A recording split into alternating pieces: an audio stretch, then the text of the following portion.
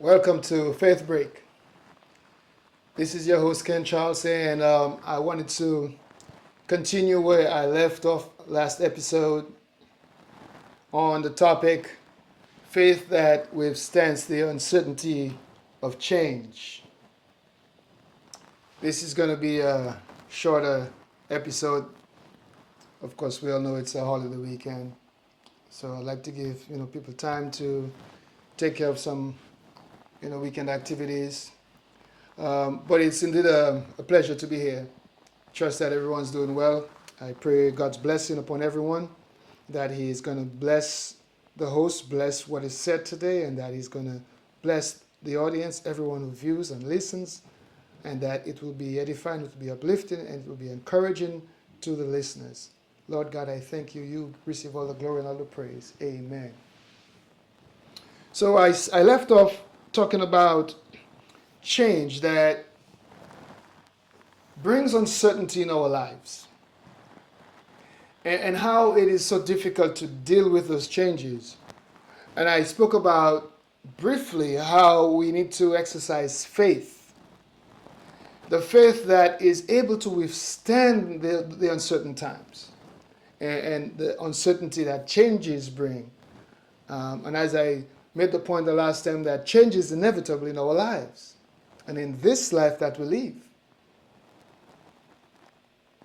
And I also spoke about how we ask questions about why things happen in our lives, and I spoke on that the last time. So I'm going to continue from where I left off. And what I want to say is that God allows those things to happen in our lives. And here's why I have three things here that I think there's more, of course, but just to keep it brief, and from my perspective, why I think that sometimes God allows certain things to happen in our lives. One is in situations of tragedy, suffering, and trial. God seeks to help unseal the measure of faith that he has deposited in us. Because some of us, we really do not understand the measure of faith that we have until we are forced to actually activate our faith. We don't understand, or we have no knowledge of the depths of our faith in God until we are faced with a certain situation that's going to propel us to act in faith, that demands that we apply our faith. Number two, he seeks to bring discovery or sometimes enlightenment, or to shed some light, if you will, on or a myopic view on life and life events, or even our lives. You know, there's always a lesson in tragedies.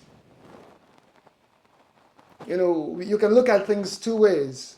Glass half full or glass half empty. Every challenging situation is an opportunity to be better, or to become better, or to do better. There is an opportunity in every situation to be better or to do better.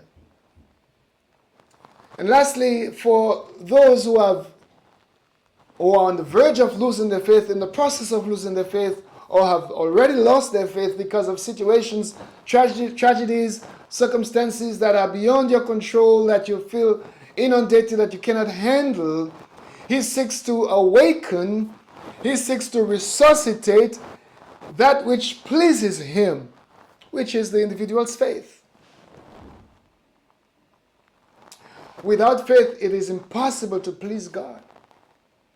So if you are in a situation that has caused you to lose your faith, or you have lost faith, or you are in the process of losing faith, God is probably using a situation to resuscitate that faith in him and in his son Jesus Christ.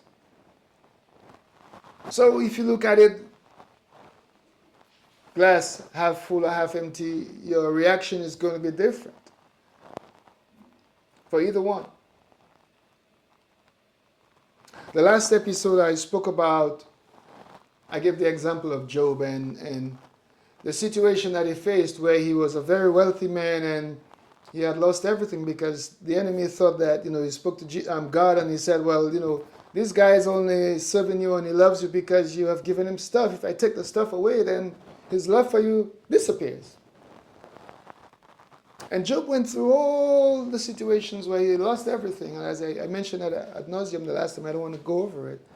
But another example of God using situations for his own purpose, using man for his own purpose, is Abraham. He's another example of uncertainty of change that he encountered in his life. Genesis 12:1 says, now the Lord said unto Abraham, his name was not changed yet to Abraham, he was still Abraham, go from your country and your kindred and your father's house to the land that I will show you. He says, and I will make of you a great nation, and I will bless you and make your name great, so that you will be a blessing. I will bless those who bless you, and I will dishonor those who will curse you. I will curse those who curse you. And in you all the families of the earth shall be blessed. You see, he was comfortable. His father had moved from the place of residence, which was the Ur of the Chaldeans, and they moved to Haran. And God spoke to Abraham to move from that place and go to a far place that I will show you. He had amassed wealth, he and his nephew Lot, and he had to be uprooted from his comfortable place, take all his possessions, take all the people who worked with him and his nephew, and make his journey to an unknown place, uncertainty. making his journey on a promise. Leave all that you know. And you know, the last episode I spoke about, or asked the question, how would we handle a situation where you're on a job and you are told that this division is being shut down and you're no longer going to be employed with the establishment. However, if you want to continue employment, it's not going to be with this division. It's going to have to be, in another state or another country. How would you handle that opportunity or that change? Abraham, similarly, had a promise. And he had to leave everything that he knew. In order to realize that promise, he had to leave. And to go to that place where he's not even sure if this is going to come to pass. He's not even sure what it's going to look like. He's not even sure that he is going to be welcome there or if he's going to be able to inhabit that place. But he went on that promise.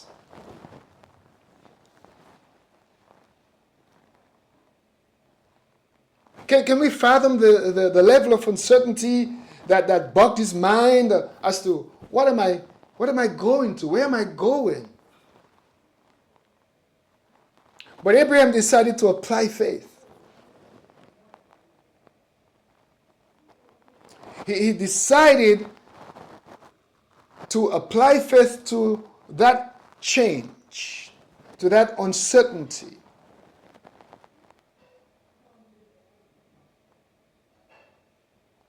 Though this change or this promise that he was going towards, though it was fraught with uncertainty, he made his mind up to follow the promise and to act in faith and to believe God. To believe God. To trust God.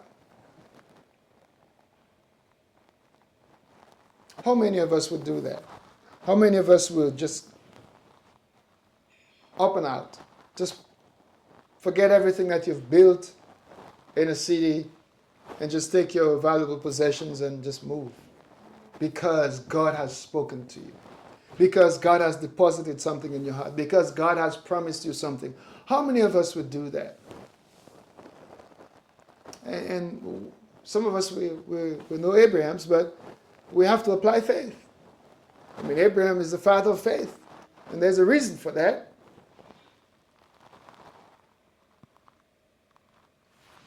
It's impossible to please God without faith. Don't we know how essential faith is?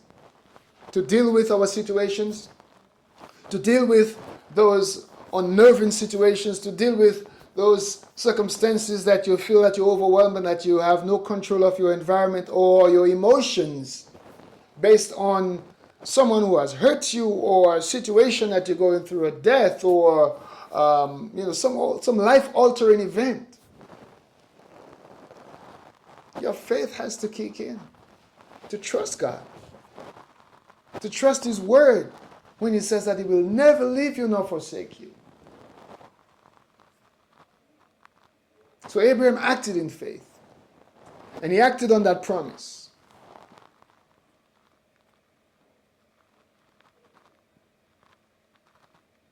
So what God is after is the application of your faith. It is all well and good to, every single one of us have a measure of faith. But what He's interested in is the application of your faith. It is one thing to have a fancy sports car parked in your garage. It's another thing to utilize it. To discover the power of it. So if you are sitting on faith, then it's dormant. It's not doing anything. You must apply it. Especially when it is desperately needed when you're facing uncertainty and change. Generally, we apply faith to God because we must believe that He is a rewarder of those who diligently seek Him. Without that, you cannot please God. Without faith, you cannot please God. But He's not just interested in you having faith, it's the application of it because that proves something. And I'll get to that in a second. I'm going to try to see if I can hurry along. I'm not going to be long-winded this evening. Abraham had faith, but his faith led him to act. He did not sit on it. He did not hear the promise and just sit on the promise. He acted on it.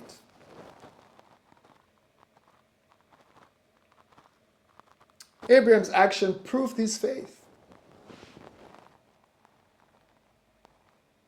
I know sometimes situations, can have the best of us. And, when we are unprepared for those situations, they really take a hold on our hearts and our emotions. But we must never allow those situations and those circumstances to overwhelm us that we are unable to function. We must never allow ourselves to wallow in sorrow and be in this depressed state for extended periods of time as believers in Jesus Christ. Because we have hope. We cannot be like those who do not have hope. Our faith is in Jesus Christ.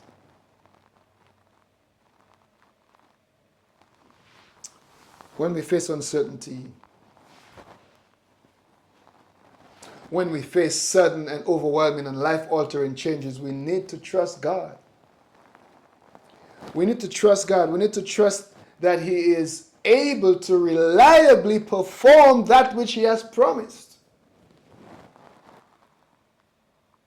Romans 8:28 says, all things work together for good to those who love God and those who are called according to His purpose. I know this is a very popular verse. Very popular. But Paul is not declaring that things will work in our way always.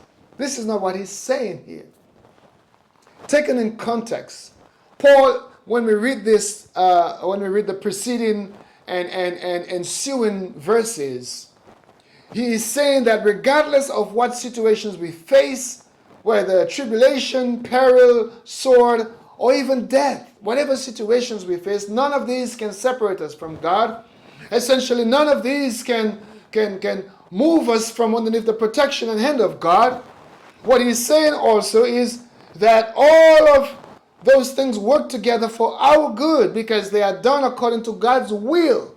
Because His will is good for us. His will is perfect for us. So whether you suffer, whether you are in pain, whether you are sick, God's will is always perfect and best for you. So He's not saying that all things work together for good, that I will never have issues, that, I have situations, but, it's going to turn around. It may never turn around, but there is a purpose and God's will come to pass in that situation. Yeah, I'm not going to be, sugarcoating stuff and making you guys believe that it's going to be all nice and dandy and you're not going to have issues, you're not going to have problems, you're not going to be sick. No.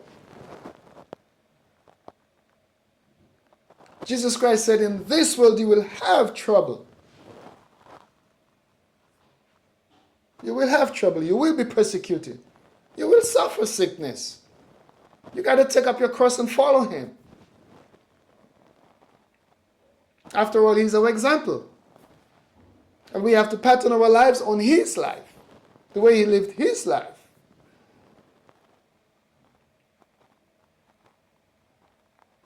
So when we face uncertainty, we are sometimes overwhelmed with those things. We have to trust God that His will is best for us. I know sometimes we get so bent out of shape when things do not go our way. For many of us, we repeat this verse and, we're only thinking of our own will, our own desires. But God's will must supersede ours. So we will go through those trying times. We will go through the changes in life that brings uncertainty. He is not saying that it's going to be better, it's going to be, all wonderful. No, you will suffer. I will suffer. I have suffered and continue to suffer. But I have to trust that His will is perfect for me. I have to trust that His purpose will come to pass in whatever situation that I go through.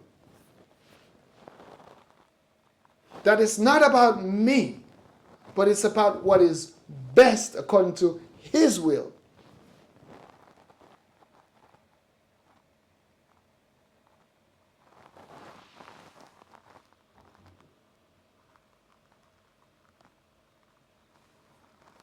So complete trust in God is what is required. When changes come into our lives that brings uncertainty, we need to trust God completely. But there's a reaction that is required when we go through those situations. When we go through those events, there's a reaction that is required. And I know it is natural, it is humanistic to wallow in sorrow, to say, woe is me and why me, and yell and scream and shut out yourself from society and from family. I know these are normal human reactions.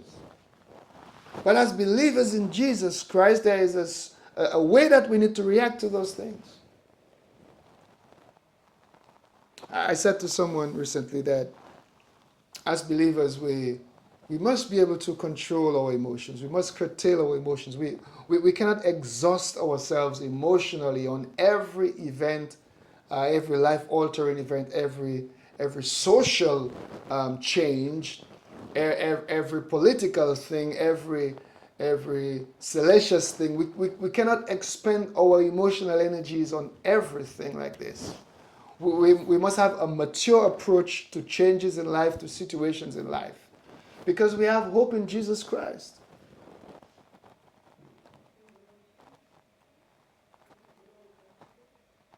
We must have a certain level of composure when we face situations, when we are faced with changes that bring uncertainty. There must be a mature composure in the believer, because you trust in God. You see, your situation, your uncertainty can never be bigger than God. And this is where the rubber hits the road. This is where we know the mature Christian from those who are still drinking unskilled milk.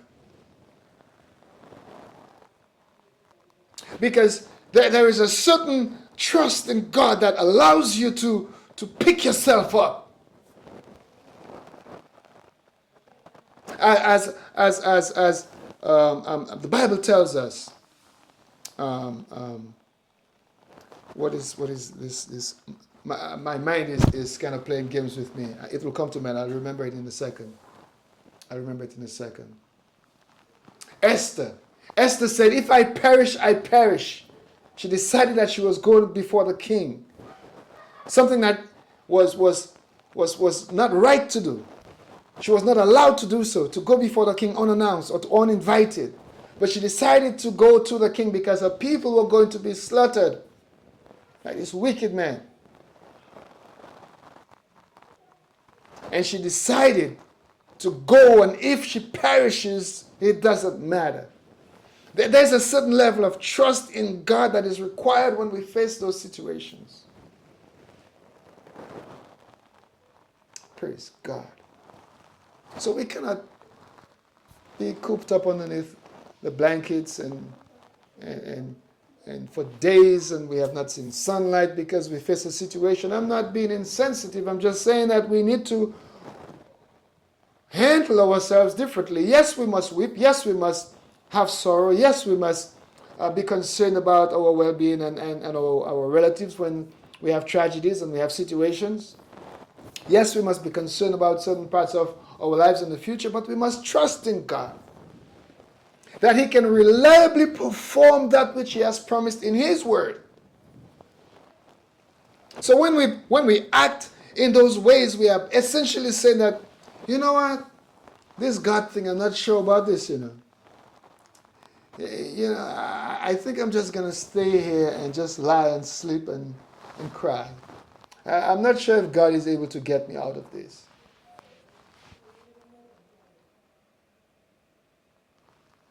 Mark my words, I'm not advocating that we need to be insensitive, cruel, or in any way not affectionate.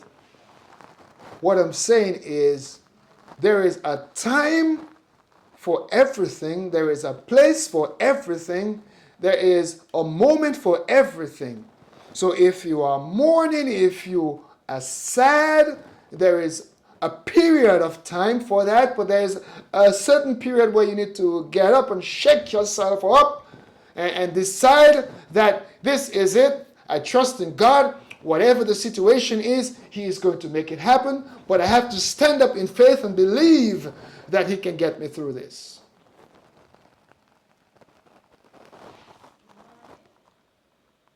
I know it's tough. I know it's tough. But we have to trust in God. You see, we have hope in God. We have hope in Jesus Christ. And the Bible tells us that hope will not make us ashamed. But what is hope? Hope is faith in the future. That's what hope is. Faith in the future. Believe that God will perform what He has promised in the future, just as He has done in the past. We must rely on the reliability of God.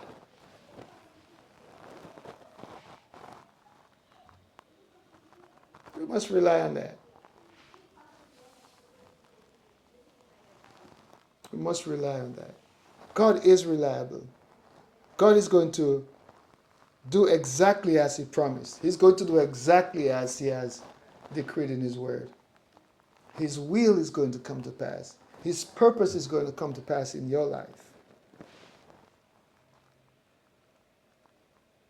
So let's trust in God. The next episode I will talk a little more on, I'll go into the weeping prophet and his lament on a particular situation and how this was turned around with his hope. So next episode I will talk about that. And also talk a little bit more about faith, and we'll go into the book of James and discuss those things in the next episode. But as I promised, this is going to be a very short episode tonight. And I pray the blessings of God upon you. I pray that His mercies will overtake you and that you will enjoy His mercies as they are renewed every morning, every day. And that this was a blessing to you. Have a great night.